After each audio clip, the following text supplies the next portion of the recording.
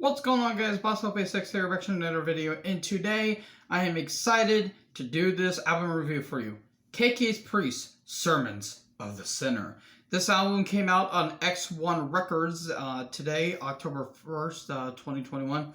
This has been my most anticipated album pretty much ever since that, rumblings of it came out. For those of you guys who don't know, after KK Downing got kicked out of Priest, he said, you know what, screw you guys, I'm going to do my own solo projects.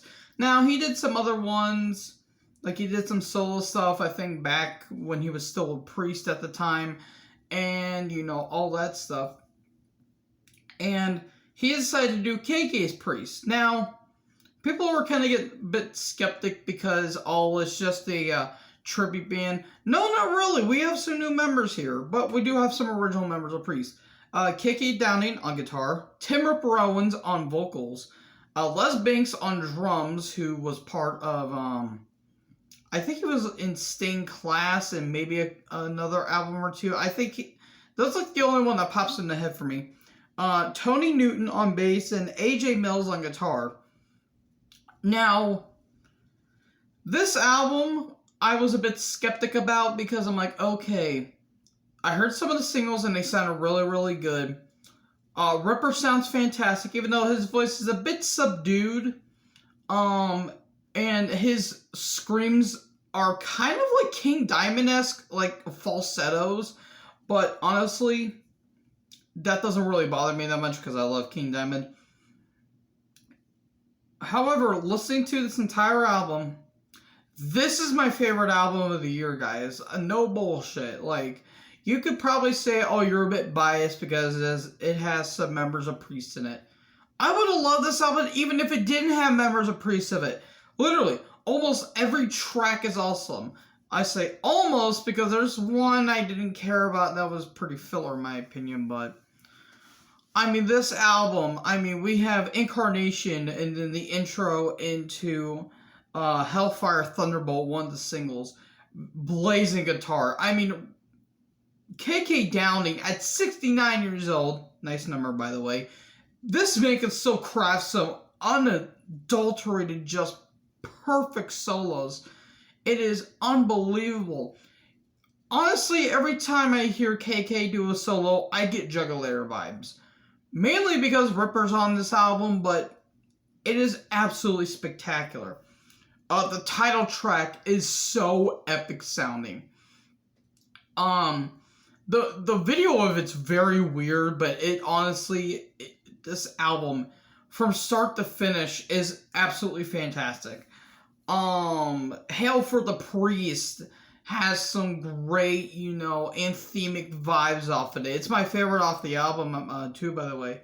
More anthemic fares like Raise Your Fist, that sounds so, like, it's such an anthem and I love it.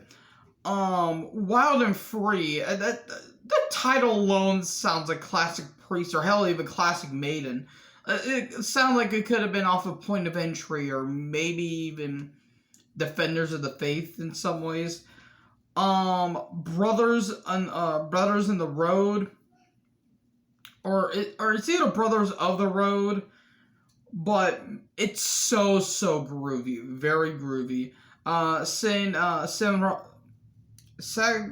Sacredot Y Diablo, I'm pretty sure I butchered that. It's a good track too.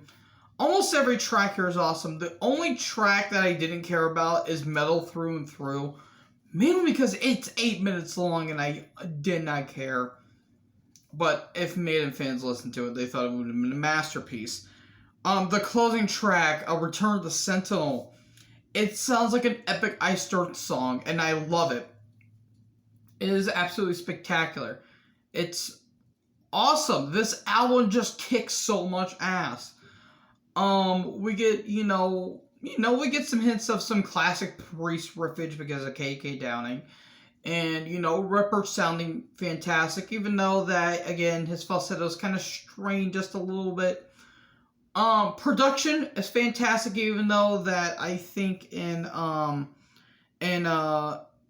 Diablo, Ripper kind of sounds, faint sounding a little bit, towards the middle. The drums do sound a bit thin, but again, the production's flawless. But besides those little nitpicks, fantastic album. Speaking of Priest, a little sidebar here. Richie Faulkner has been in the hospital for the past couple days due to a heart condition. Honestly, I hope that he's okay because he's a fantastic guitarist. And that kind of stopped Priest's tour, which kind of pissed me off a little bit because they were in St. Louis and unfortunately I wasn't able to go. They were touring with Sabaton.